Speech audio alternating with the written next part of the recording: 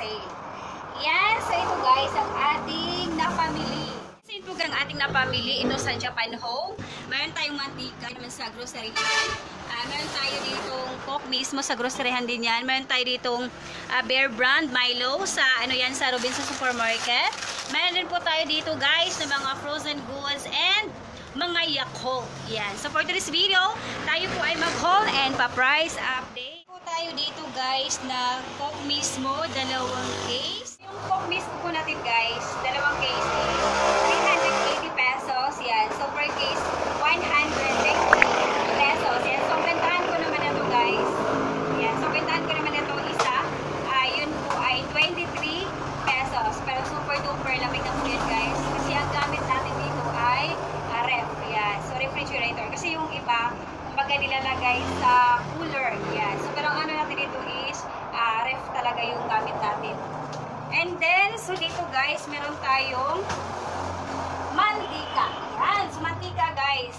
Yan. So ito po ay binili natin sa groceryhan. Yung binili natin sa groceryhan ay Coca-Cola and then so itong mantika, isang bundle. Yan. So yung mantika natin guys, isang bundle ay 285 pesos. Yan. Super duper, bumaba na siya. Kasi dati 300 pesos, 350. So guys, pumapatak po siya ngayon. Yung isa ay 285 divide 12. Yan, so 23.75 times 0.20. So meron tayong kita ng 4.75 plus 23.75. Yan, so benta po natin siya guys ng 28.50. So since hindi na tayo, hindi na uso ngayon ng mga 50 cents kasi wala nagbabayad sa atin. So i-round off na lang natin para fixed price yung kanilang babayaran. So ang bentahan ng ating mantika ngayon is 29 pesos. Yes, 29 pesos. So, dating 35 pesos. So, ngayon, 29 pesos na lang. So, good news yan, guys. Lalong-lalo na sa ating mga customers. Yan. So, mas maganda talaga, guys, na bibili tayo talaga yung mura lang. Para naman makamura din yung ating mga customers. Yan. So, yung ating customers, sila din yung kasi, guys, mahalaga din talaga sa ating yung mga customers. So, pahalagahan natin yung bawat customers dito sa ating tindahan. Kasi sila yung dahilan kung bakit kumalago yung ating negosyo. And of course, discarte rin natin kaya lumalago. So, maganda talaga sa sari-sari store, meron tayo good service sa customers. Yan. So, ma-discarte nga tayo dito sa tindahan kung kulang naman tayo sa customer service or kumbaga hindi natin sila masyadong i-treat ng maganda, so useless lang din kasi mga customers sila yung nagdadala ng ating pagpunta ng ating sari-sari store. Yan, so next tayo guys, meron tayo dito guys, Swak Pack Bear Brand. Yan, so yun po ay Bear Brand Swak Pack. Yan, so yun po ay 11.50. Yan, so ito po ay presyong Robinson Supermarket. Yan, so 11.50.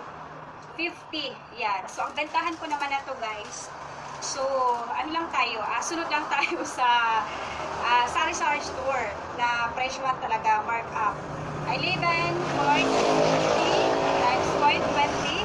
Yan, so meron tayong kita na 2.30 plus regular price. Original price 11.50. Yan, so ang bentahan natin guys nitong Bear Brand Swak Pack 13.80, so round off natin. So ngayon po ang bentahan is 40 pesos ang ating Bear Brand Swak Pack. Yan, so meron tayo dito guys, ito, yan, so kumbaga ito ay promo pack.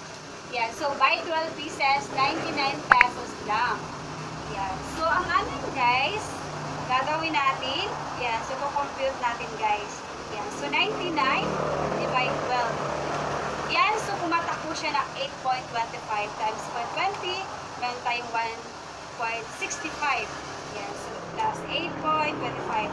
Yan, so 9.9. So bentahan ko nito guys, 10 pesos. Yan, so pero dati din yung 10 pesos. Pero 10 pesos pa rin po ang bentahan ko ng ating Milo. Yes, so next tayo guys. Yan, so meron pala ako guys, ano sa inyo.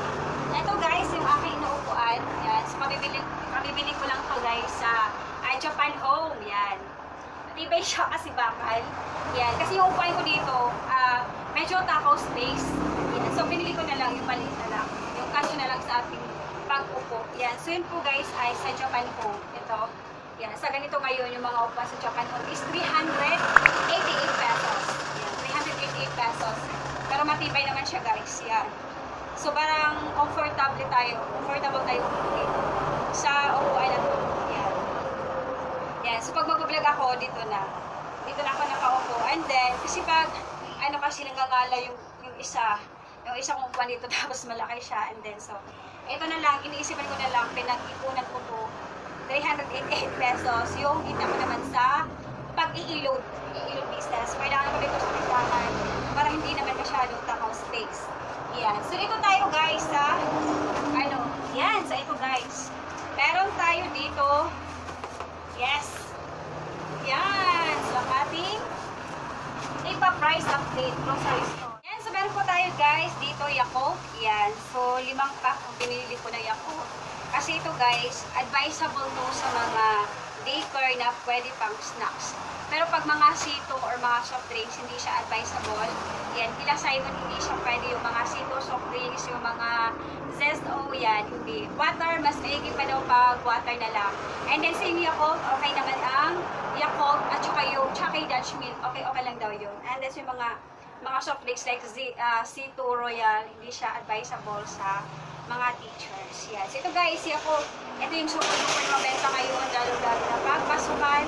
Yan. So kasi mga estudyante dito, kadalasan mga daycare at mga Kenten, and then yung mga grade 1. Yan. So, ito po guys is 50 pesos each. Yes, 50 pesos, ibig sabihin, siya, 5. So, pumapatak po siya ng 10 pesos. Yan. So, bentahan ko po nito guys is 13 pesos. 13 pesos po ang ating Yakult. Yan. So, next tayo guys, ito naman guys ang ating mga frozen goods. And so, price update tayo guys sa ating mga frozen goods. Meron po tayo dito CDO Fantastic Young Pork Tocino. Yan. So, yun po ay 175 pesos. Yan. 175 pesos. Ang bentahan ko po yan guys is 185 pesos. Yan. So, meron tayo dito guys Tender Juicy. Yan. So, ito po ay Jumbo. Yan. So, 2 pack ang ating binili. Ito po ay 209 pesos. Yan. So, bentahan ko po yan per piece 18 pesos. Meron tayong Bingo. Yan. So, yung Bingo 40.25. Yan. So, bentahan ko po nito is 55 pesos. Yan. So, hindi lang 20% ang i-add on mo dyan guys kasi kailangan pa siya ng kuryente or ipo-frozen pa po natin yan. 20% plus add po kayo ng dun sa kuryente pang frozen. Meron tayong 5 pieces, meron tayong Idol Cheese Dog. Yan, so yung Idol Cheese Dog natin guys, CDO din. Yan, Idol Cheese Dog is 64. Oh my god, 64 pesos. So, ang gagawin natin guys, i-times natin sa 20%. 64 times 0.20 equals, meron tayong kita na 12.8 plus, add natin yung regular price, 64 equals 76.80. Yan. So, add lang natin guys. Yan. So, yun po ay 80 pesos. Yan. Para kasama natin dun sa kuryente. So, next guys, meron tayo dito CDO Ulam Burger. Yan, so yun pa is 72 pesos. I-times po natin sa 20%.